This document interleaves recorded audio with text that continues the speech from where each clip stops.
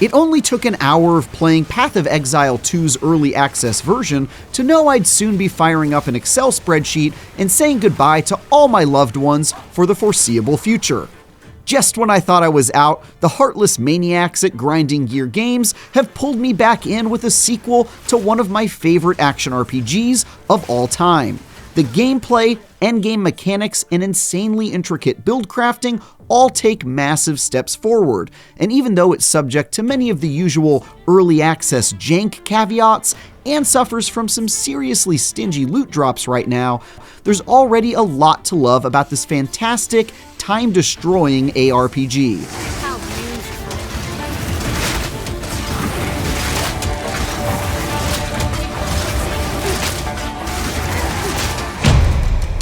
Per all the genre's usual tendencies, you can expect to spend time battling armies of enemies in search of loot, taking down big, gross-looking bosses, and teleporting back to town to sell off your spoils roughly every 2 minutes.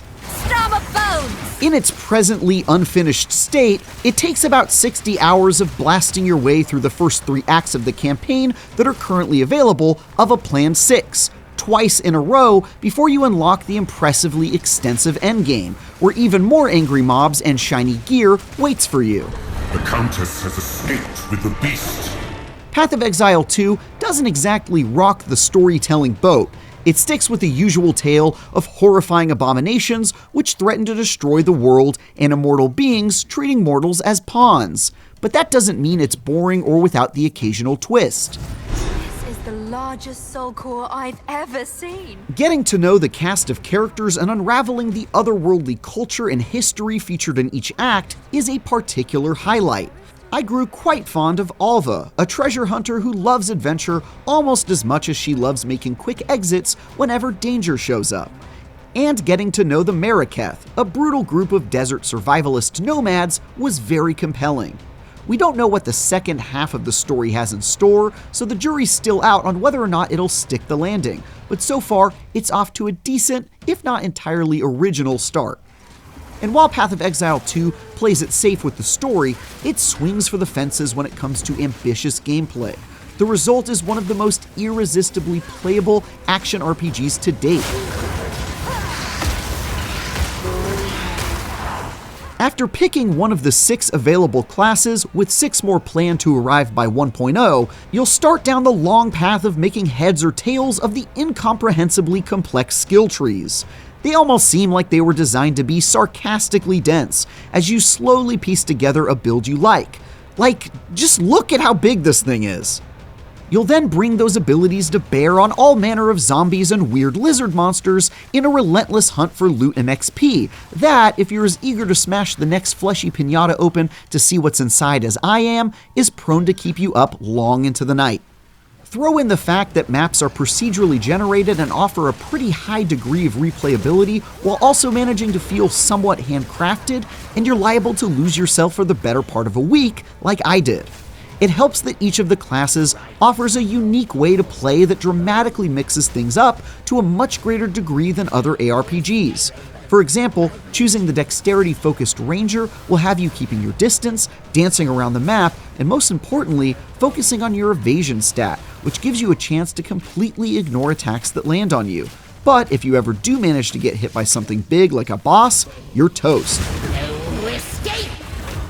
For my part, I spent the majority of my time as a witch focusing on a minions build that let my thrall do the fighting for me, so I often spent my time just supporting my undead homies and shouting words of encouragement. The high level of gameplay diversity is really impressive stuff, and something I haven't seen Path of Exile 2's contemporaries achieve.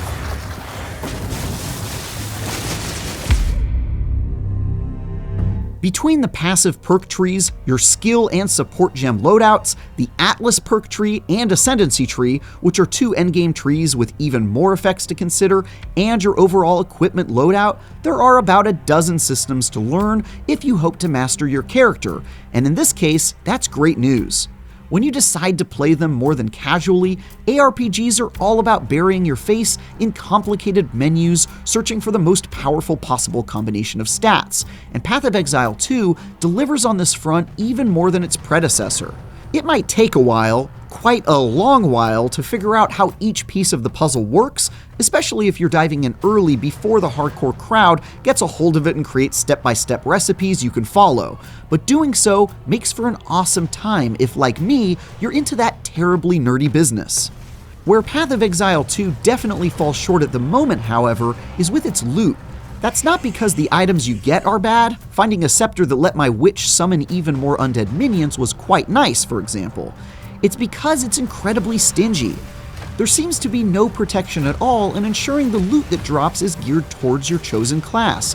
And even if you find stuff that is, it's often not good or won't work with your build, since you'll frequently require highly specific items to improve upon it. I didn't even see a single unique rarity item drop until I had played for over 60 hours, and when I finally did, it was a bow that my magic-focused character had no way of using. You can always trade with other players for the gear you need, but it still feels pretty awful to grind your face off and not see anything worthwhile come of it, especially if you'd rather not interact with other people. If you plan to jump in at launch, hopefully you really enjoy your first playthrough of Path of Exile 2's first 3 campaign acts, because right now, you'll have to give them a second go if you want to reach the endgame. That's because instead of finishing all 6 acts for the early access build, Grinding Gear focused on the first 3 and wisely directed the rest of its attention to fleshing out the endgame so that it can be finally honed for the full launch. That was a smart choice generally speaking, but instead of letting you beat the first half of the story and immediately advance to the post-campaign grind, it instead makes you play through the whole thing twice, with no changes in the second run, aside from scaled-up enemy levels. Even though I enjoyed the story, playing it all again back-to-back just to reach an arbitrary character level makes things unnecessarily repetitive at the moment.